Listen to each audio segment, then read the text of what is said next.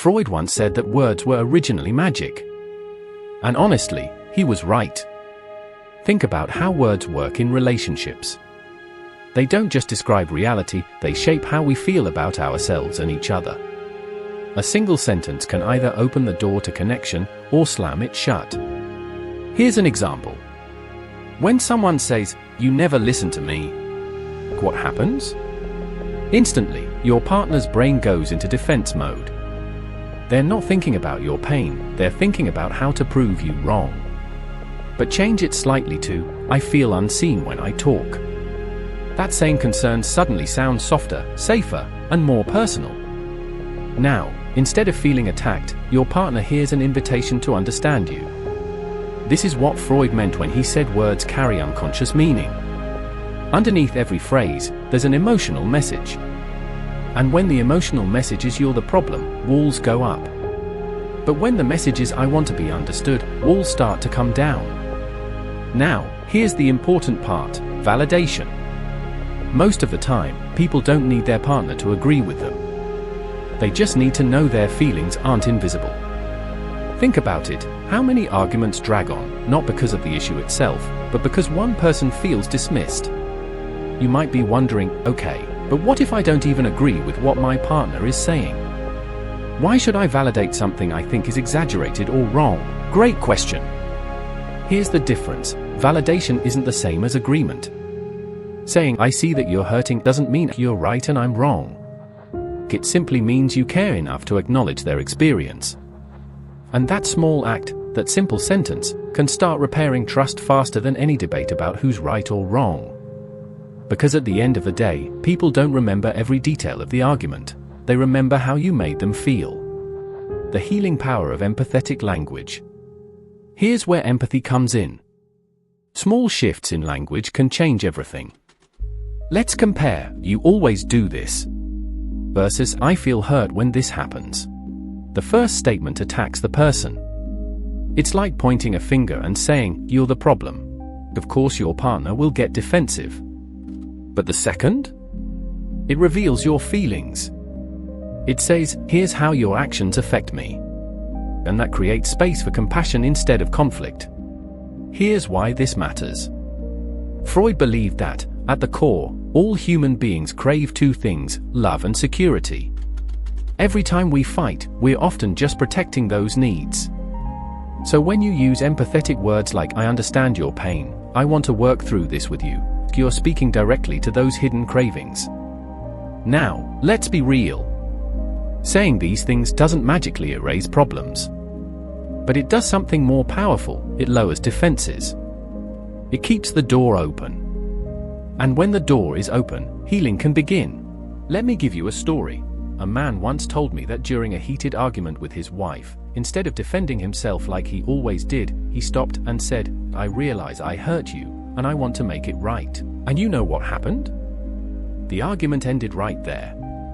Not because the issue was solved, but because empathy changed the emotional temperature of the room. Think of empathy like Wi-Fi. Without it, your message doesn't connect. But with it, suddenly the signal is clear, and your partner actually hears you. Now, some of you might be wondering, but what if my partner doesn't respond? What if I'm empathetic, and they're still cold or defensive? That's a fair concern.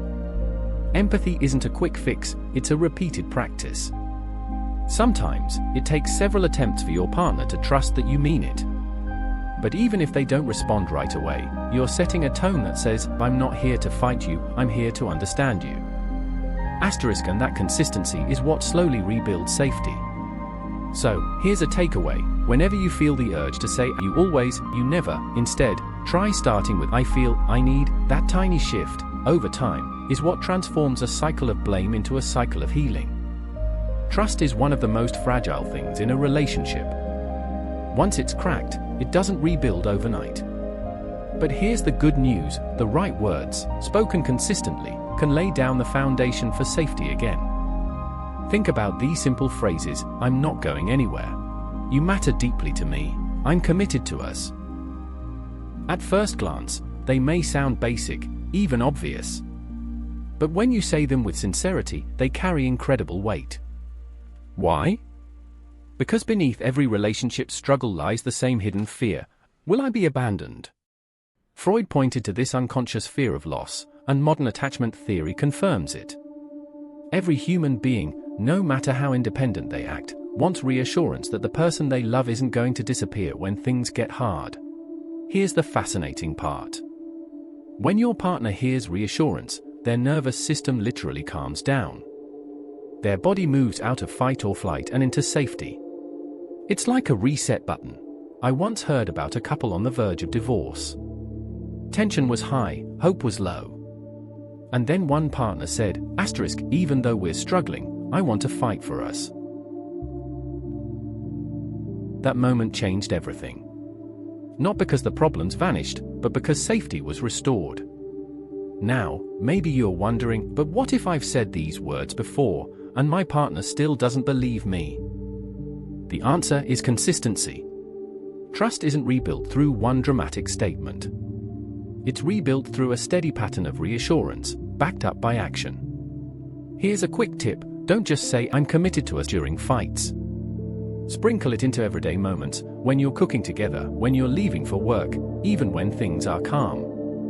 The more your partner hears it, the more their brain learns, "I'm safe here."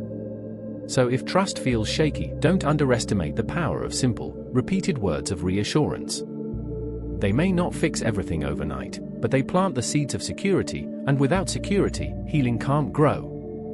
And speaking of healing, let's talk about why conflicts flare up in the first place. Because according to Freud, those constant arguments about chores, money, or little annoyances, they're rarely about what they seem.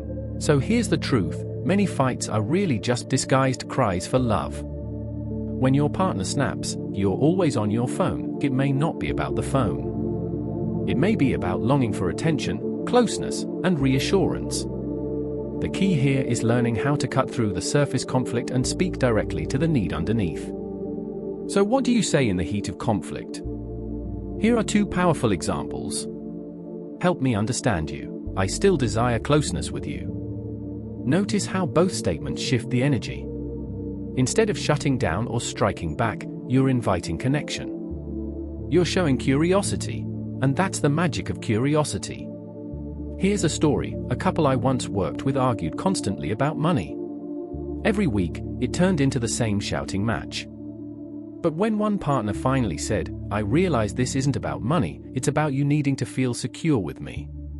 Help me understand how I can support that," the whole tone shifted. The other partner actually cried. Not because the budget was fixed, but because the deeper need was finally recognized. And this is where Freud's insights meet modern psychology. Conflict is rarely about logistics. It's about unmet needs for safety, love, respect, or desire. When you learn to use words that uncover those needs, instead of hiding behind blame, your relationship takes a completely different turn. So next time you're tempted to fire back with "You never appreciate me," try instead, "I still want to feel close to you, help me understand how we can get there." That one sentence can shift the entire argument from chaos to connection. So, let's bring this full circle. Freud once said that words were originally magic. And after everything we've explored today, you can see why. Words can tear apart, or they can heal. If this video gave you hope or a new perspective, share it with someone who might need these words right now.